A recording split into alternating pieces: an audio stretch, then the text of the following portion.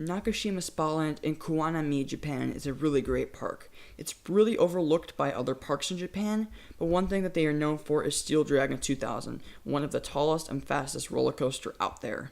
Apart from that, the park has 11 roller coasters as well as a very well-rounded water park and kiddie ride collection.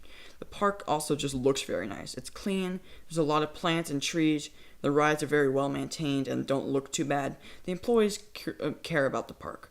Not only that, but the park is on a peninsula, so from the taller rides you get a great view of the waterfront.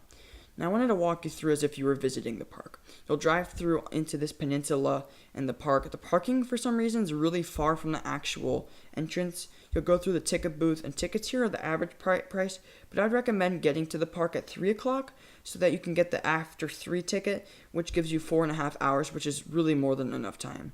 You'll go under this entrance, and if you go right, you'll get into this really awesome water park, in which I didn't actually go into, but it looks really nice and apparently is very popular. But if you go to your left, you can get into the dry park. Now, this park has a lot of some really good underrated coasters that aren't really talked about enough.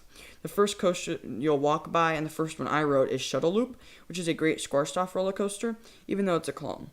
If you keep going straight, you'll eventually come into an intersection, and a bunch of rides are sort of bunched up into a tight space. That's good if you don't like walking and just want to keep riding things, but the back of the park is really empty, quiet, frankly not going there unless you want two kitty credits, so it's really kind of unbalanced. One interesting thing about this park is that there are hardly any food options inside of the park grounds, but there are a lot of vending machines. Of course, this is Japan after all. Outside of the park, there's this food court which has some really great food options like ramen, sushi, crepes, and donuts. So if you're hungry and in the park, then you're out of luck.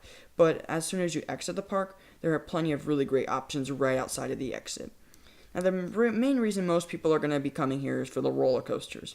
Of course, in 2019, they have a Rocky Mountain Construction hybrid coming called Hakugai.